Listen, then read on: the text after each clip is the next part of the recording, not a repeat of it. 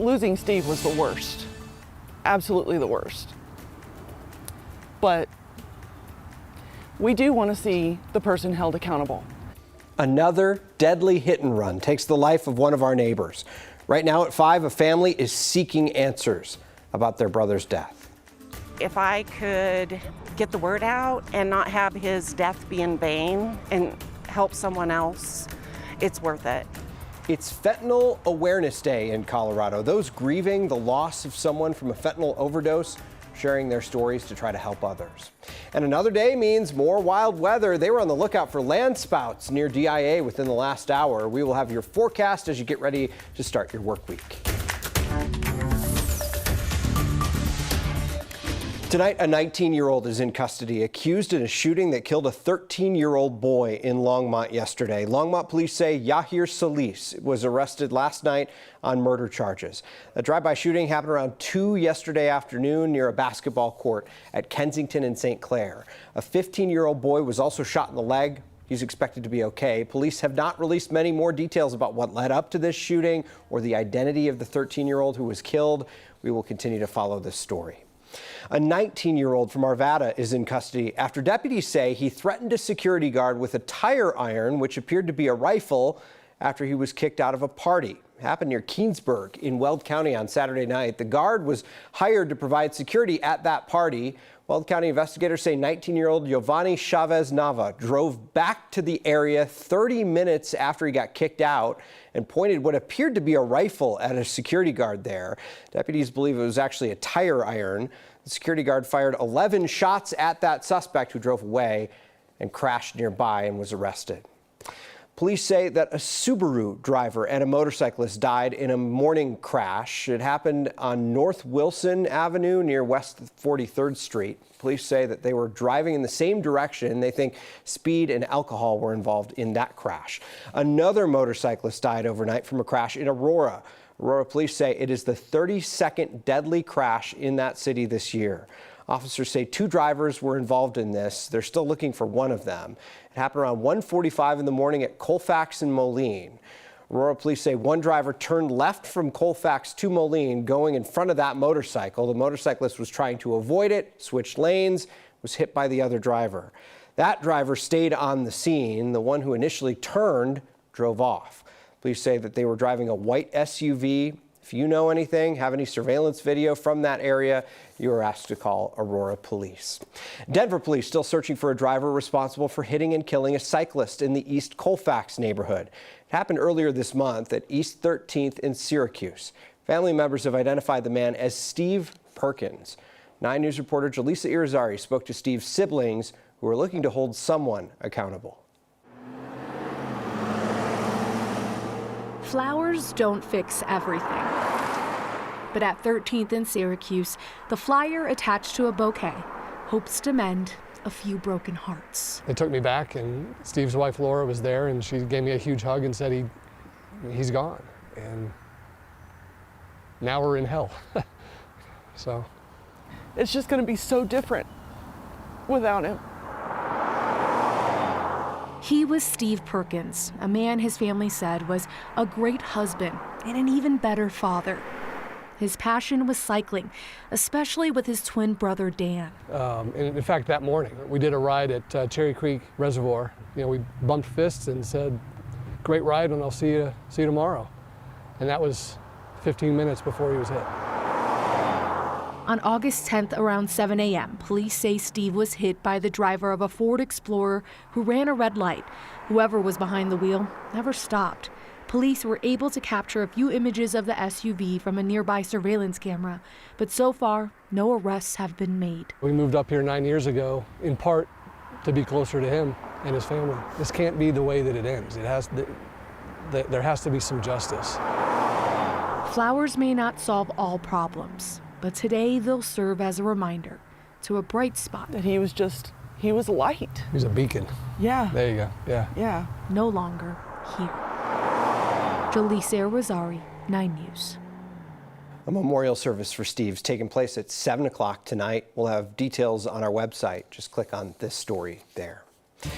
Families grieving a loved one killed killed by fentanyl overdose remembered their loss today and every day. Colorado and other states across the country set aside today for us to remember them as well. So far this year, the medical examiner says 210 people have died in drug-related deaths in Denver. In about half of those cases, autopsies identified fentanyl. Last year, 472 people died because of drugs. Fentanyl was involved in about half of those as well. 9 News reporter Cole Sullivan introduces us to grieving families who are now working to stop more overdoses. Okay, we have about 25 minutes, guys. Andrea Thomas won't stop moving. Yeah, but somebody asked me for the code for the phone. She won't stop working. And all of our speakers are going to sit here in the front, but you can sit wherever you want. And she won't ever forget. This is my daughter, Ashley. Ashley died 4 years ago after taking half a pill she thought contained oxycodone. You know, this started with Ashley. It started with my child. And that's how it starts for all of us. Now, Andrea's embrace. Thank you for being here. All of them get to be heard today. Bands together families facing the fallout of fentanyl. He loved his grandparents.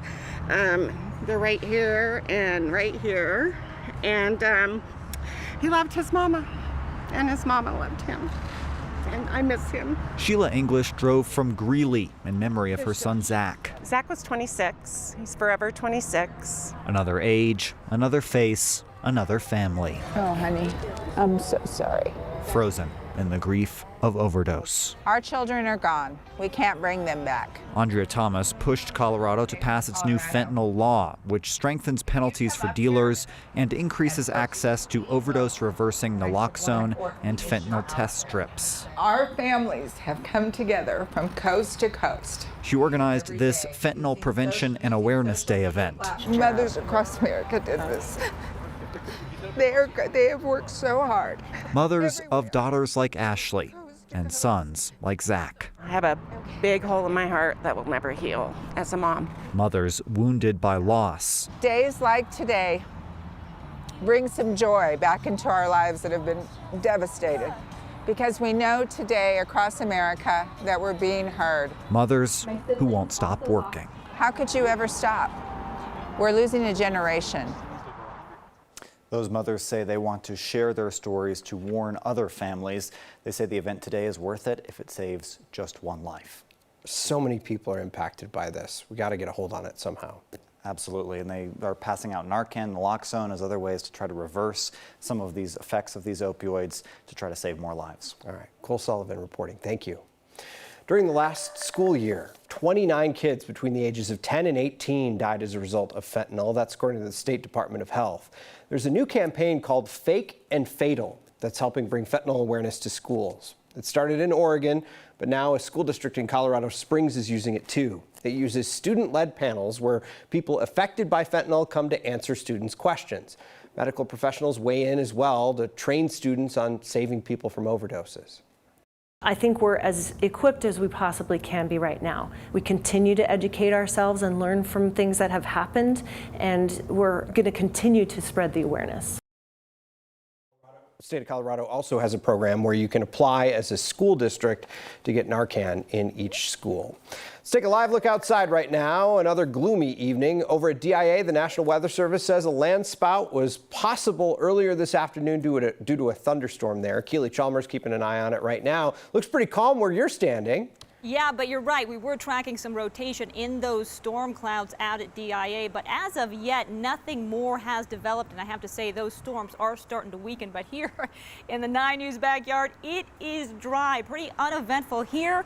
However, we have been tracking pretty widespread thunderstorms across the region, including out at DIA, where we're starting to see some thunderstorm, or we have been seeing some thunderstorm activity for a while. 64 degrees, those winds out of the southwest, 17 miles per hour. Taking a look at our HD Doppler radar, lots of action, lots of lightning strikes. Most of the thunderstorms were really to the west of I-25, but we are starting to see those fire up again around DIA, out across I-76, I-70, and across the eastern border. Also want to point out this area in green here is under a flash flood watch until 8 o'clock this evening. That includes Vail, Eagle, Glenwood Springs, all the way up close to Meeker, and that is for a lot of rain falling in a very short amount of time. Also want to zoom into that area out close to DIA, where we did see some fairly strong cells from Aurora stretching all the way up to Keensburg. Again, that's where we could have seen possibly a land spout due to rotation. But again, as you can see, a lot of rain dumped, but those storms starting to fizzle out. We are starting to see some storms fire up across the eastern border as we speak. So tonight, expect partly cloudy skies, just some isolated storms. Most of those storms moving out right around 7, 8 o'clock, dropping down to the south. We're going to drop down to about 59 for an overnight low. Tomorrow, mostly sunny, just a chance for an afternoon storm. Most of those storms staying well to the south of us, but can't rule one out here in the metro area. We're going to warm a couple degrees into the mid-80s. We are flirting with 90s once again by the middle part of the week. We'll talk more about that coming up in your full forecast. All right, Keely, thank you.